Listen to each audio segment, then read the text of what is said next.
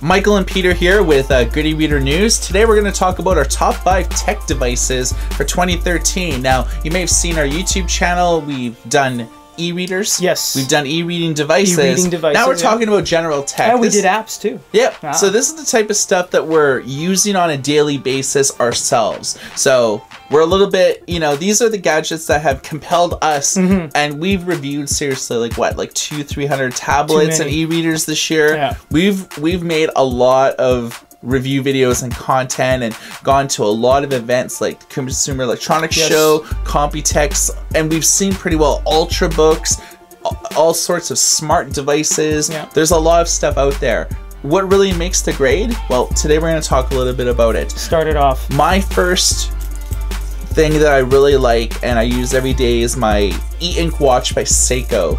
Now this is not cheap, it's about $600 and the build quality is really high, and this is actually one of the only watches out there that actually has an e-ink screen. So it's the same sort of display that is on your Kindle, that's on your Kobo, that's on any really mainstream e-reader out there. It's solar powered, so you don't have to ever even plug it in and charge it. It just charges as you walk around. It just absorbs all the UV. Now, it's not smart. You're not going to get Bluetooth or notifications, and I think that's one of the only things that kind of sucks about it. It does. I really like the watch in all aspects. I mean, it is essentially a true Seiko watch band made by Seiko without the watch face. It's a computer e-ink screen instead. And I mainly like how it proves itself as a watch, and it's like high-end. But the thing I don't like is, I mean, cheaper watches like the Pebble, Galaxy Gear, those do so much more than this. But you are buying this for the fact that it is true e-ink, not e-paper. That's right. And so probably the most compelling aspect of it is I travel a lot, and I always have to adjust my watch when I enter different time zones. There's actually different towers all over the world that this actually taps into, so it automatically changes the time. There's a scan option, And I think that's cool. I mean, not a lot of watches do things like that because, I mean, it does actually wirelessly talk to these towers and give you the proper time. So I'm frequently not having to adjust it on this. And, you know, my phones and, you know, my iPhone and things like that, those automatically update with different time zones. But I'm really happy my watch does, because I'm always on a plane. Everyone's always fiddling with their watch, trying to change the time. And I just look at it, I smile at myself, and be like, oh yeah. Smooth sailing. All right, what do you got for us? Best device I've come across in a long time. It's got a really long name, so try to keep up. This is the Docomo NEC Medias WN05E. It's more commonly referred to as the N05E. It looks like a standard kind of candy bar shaped smartphone, but you can actually open it up into 2 screens, which creates a full kind of 6-inch 4:3 aspect ratio tablet. You can do 2 things at once, or you can expand the display into kind of a full-on tablet experience. This is great for reading books, playing games, watching movies. I mean, you have the options to expand your screen anytime, anywhere, whenever you want. Yeah, when you read a book, you can actually get one page on one screen and one page on another screen, and actually hold it like you actually would a real book. Exactly. It does mimic a book, and it works well with the beauty of this too is I've used literally 100 apps in the time I've had this. I haven't had one app say force closed or process ended because it didn't know how to conform to the 2 screens. Everything works. I mean, even the most recent apps like Angry Birds Go, I have Traffic Racer, Pocket Trains, Google Play Store, even things like the SNES emulator. Everything works with the 2 screens. It just kind of knows what to do. It knows how to conform it to 2 screens. And you can actually crack this in half and play the same video on both screens at the same time. So when you're sitting at a lunch, you can just put it on the table and be like, check this out, without having to like sneak around to see. So you can control on something on one side and have it pop up in the media on the other side. And when you want to turn your camera on. You can actually face the camera out like you're taking a picture, or you can press a button and it turns the camera around to the front one, and then you can shoot yourself. So tons of options. I honestly don't know where this has been my whole life. I can't believe I've been using one screen this whole year until I finally got this. A little bit of info on this. It is a Japanese item only, but it does work on North American bands. So I'm using Kudo, which is a subdivision of TELUS in Canada.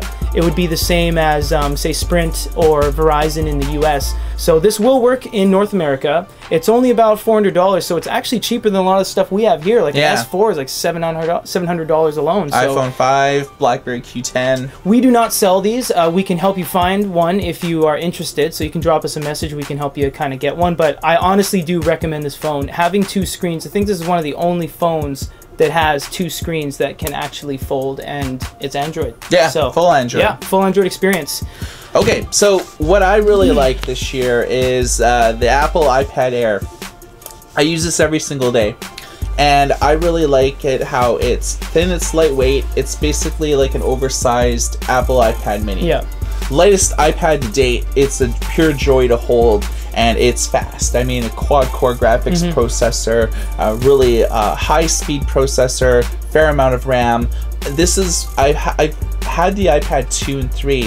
I've played a lot of games. They've stuttered, they've lagged, sometimes they've crashed. Haven't had that problem with this. Right. And I think if you have an older model of the iPad, like the iPad 1, maybe 2, 3, it's always good with maybe Apple products to skip a generation because not a lot changes generation to generation. But this is probably the best iPad that they've ever released, and I've played and reviewed them all. It's the only one that's really different too than the older ones. The older ones had kind of the same structure to it. This one takes on, like you said, the iPad mini. Thin bezel, you know. I also like the commercial they had where they kept zooming in on the iPad kind of flat like this to the camera, and there was a pencil in front of it blocking it, and then they lifted up past the pencil because it is that thin. It is crazy thin and it's crazy light. Look at this. Yeah. Yeah. This is everything the tablet should be, Yes. I think. The thing I like most probably about the iPad in general is just the copious amount of tablet optimized apps now that they're available. It's been on the market for a little under 5 years now, and it's giving developers enough time to be able to really go to town and make like Infinity Blade 2 or there's a lot of Final Fantasy remakes now that are really high quality. Sometimes they're a little bit expensive, but things like The Walking Dead Season 2, amazing on this. So this is one of my top picks for cool gadgets of 2013. I'm going to throw an e-reader in there. I'm going to say, and I thought about this all day until we had to shoot this, so Kobo Aura 6-inch. I think it's one of the best e-readers out there on the market right now. You guys may disagree, but that's obviously just my opinion. It does have everything. I mean, it's a 6-inch. It's got a completely flat front, and it's very strong too because we've dropped that. And everyone's like, "Oh, if you drop it, it's going to shatter." It didn't. Yeah. We dropped it 5 times Because the screen's flush with the bezel. Exactly. It's the only e-reader that's ever been released that Yes. actually has that. So if you look at the iPad, the way that the screen is flush with the bezel, that's exactly what it is on the Kobo Aura, but it's an e-ink-based reader. Exactly. And you do not have, there's no drawbacks to having that front piece of kind of digitizer glass over the top. It doesn't affect the readability at all. It's got one of the best contrasts on the market and one of the best resolutions for a 6-inch reader. And the glow light is actually the most it has the highest functionality. You can turn it off and on, unlike the Kindle Paperwhite. You can control it with the slider bar or a 2-finger swipe. So it has multi-touch capacitive capabilities on an e-reader, and it's got expandable memory. I mean, the list goes on. Pinching and zooming. Pinching and zooming. It's got the best PDF support, maybe next to the Sony T3. I mean, their library has 3.7 million books, right? I mean, it runs EPUB. You can sideload.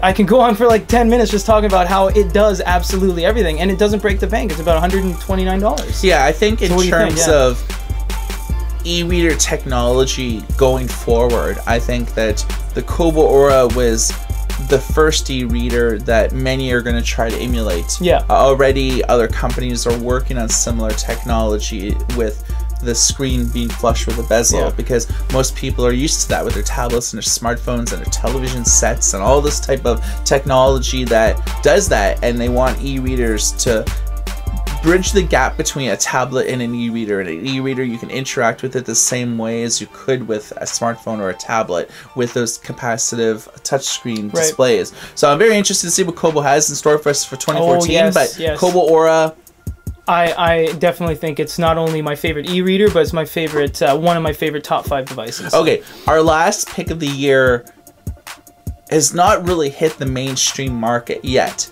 but it has certainly pushed ahead the entire wearables industry. Of course, I'm talking about Google Glass. Yes. And Google Glass, the Explorer Edition version 2 is out now, and what it does basically is it's a camera, it's a Bluetooth, you could call people, talk to people, you could film things, the list goes on. You could attach them to your existing prescription glasses, or you can just like wear them. There's been some controversy about people wearing them when they drive, privacy concerns when you're in an art gallery. How do you know that the glasses that someone's wearing are smart glasses where you're filming things that aren't meant to be filmed? Well, I mean, they could ban them like anything else, right? I mean, they could just say no Google Glass allowed in this place or this place, like they do with early release movies at the theater. You know, they don't let you. They sometimes, if you have a pre-release viewing, they don't let you take your cell phone in. So it'd kind of be the same thing. And this way, it's actually a little more obvious, because if you have a big pair of glasses on, that's obviously Google Glass, right? They could probably say, you know, not allowed in this particular place. But I do see where those concerns come from. The thing about Google Glass that I find especially compelling is the build quality. Most smart devices, such as the Pebble smartwatch, made of rubber. Google Glass is about $1,500 or $1,600. It feels like a higher end luxury item. This is everything that wearable tech should be, and it personifies high build quality with good materials. It looks really good. It's sleek, it's minimalist, but it opens up the door on what wearable tech could go, both with the apps of Google's updated an SDK, so private developers could do all sorts of cool things with the Google Maps and being able to, you know, order taxis with Uber or, you know, things like that. So Google Glass, I think, has set the stage for the entire wearable tech industry.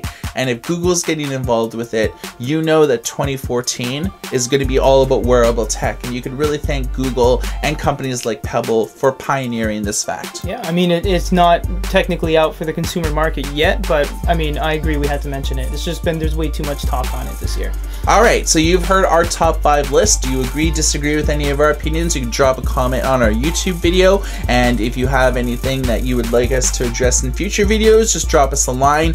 youtube.com/goodyreader, and for all the latest news, previews, interviews, and industry-wide coverage, continue to visit our website at goodyreader.com. For Goody Reader, my name is Michael. This is Peter. Everybody take care. Happy New Year from everyone at goodyreader.com. We have had a great year. There's been tons of devices. We hope we wrapped it up well with all the top 5 lists. The top 5 apps, top 5 e-readers, top 5 tech gizmos of the year. We hope you guys like the studio expansion. We hope to do a lot more like this, and we want to thank all of you guys, you and then you and you, for watching all of our videos and kind of giving us the encouragement to do more and expand and broaden what we do every day, and, you know, keep on doing it for you guys, because you obviously like what we're doing to some degree, or else you wouldn't watch. So really appreciate it. Thank you very much, everybody, and have a happy 2014.